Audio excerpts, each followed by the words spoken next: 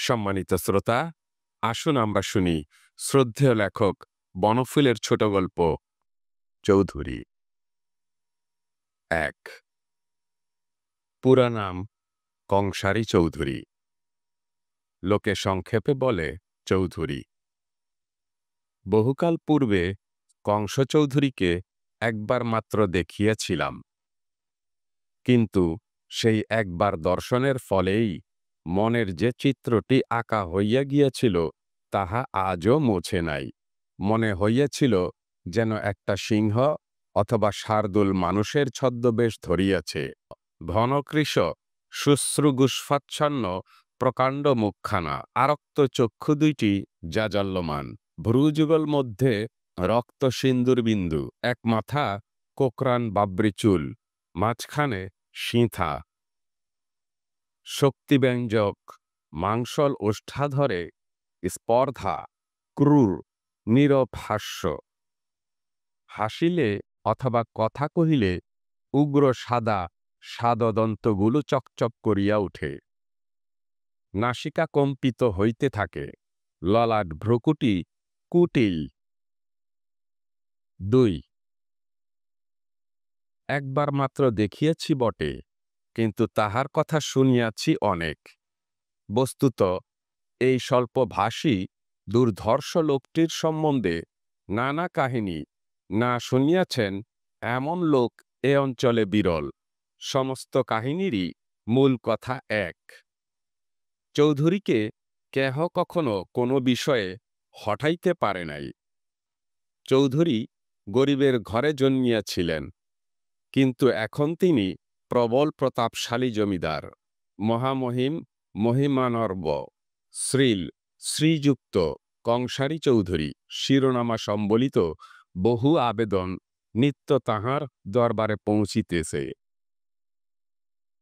দুর্দান্ত কর্মী, সে বিষয়ে সন্দেহ নাই, কিন্তু তাহার সম্বন্ধে সর্বপ্রধান কথা এই যে তিনি অপরাজেয়, কখনো কাহারও কাছে হার মানেন নাই। জালজুয়ারি, ঘুষ, খোসামদ, বাহুবল, অর্থবল, বুদ্ধিবল কার্যসিদ্ধির জন্য যখন যেটার প্রয়োজন কাজে লাগাইয়াছেন। কিছুতেই চৌধুরী পশ্চাদপদ হইবার পাত্র নহেন।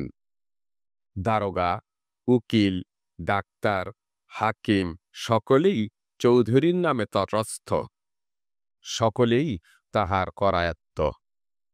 চৌধুরী মাঝে মাঝে ব্যঙ্গ তীক্ষ্ণ হাস্য করিয়া বলিতেন, জুতো মারব আর কাজ আদায় করে নেব।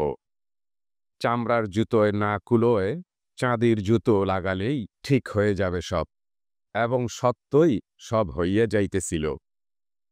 চৌধুরী করেন নাই কি?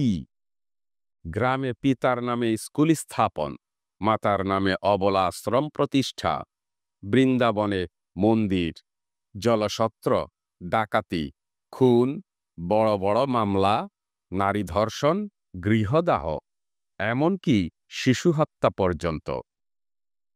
যাহাতে হাত দিয়াছেন তাহারই চূড়ান্ত করিয়া ছাড়িয়াছেন। এদেশে এরূপ অদম্য চরিত্র সত্যই বিস্ময়কর। একটা গরুর গাড়ি যেন মন্ত্র বলে মোটরের গতি লাভ করিয়া দিগ্বিদিক জ্ঞান শূন্য বেগে ছুটিয়া চলিয়াছে।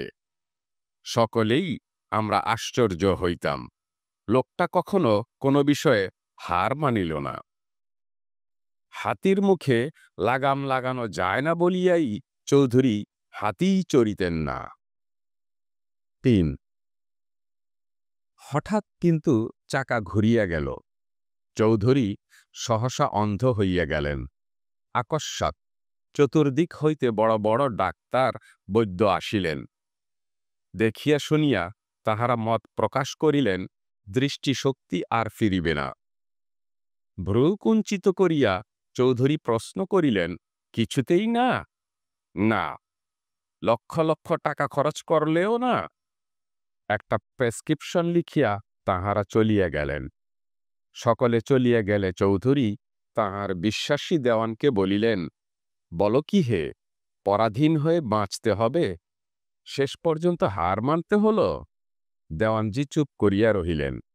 চতুর্দিকে স্তব্ধতা ঘনাইয়া আসিল। স্তব্ধতা ভঙ্গ করিয়া চৌধুরী আবার বলিলেন, আচ্ছা যাও, তুমি ওষুধটা নিয়ে এসো। দেওয়ানজি চলিয়া গেলেন। একটু পরেই ফিরিয়া দেখেন বাড়িতে মহা হইচই পড়িয়া গিয়াছে। চৌধুরীর রক্তাক্ত দেহটা বিছানায় লুটাইতেছে। রিভলভার দিয়া তিনি আত্মহত্যা করিয়াছেন। গুলি করিয়াছেন চোখেই। সমাপ্ত।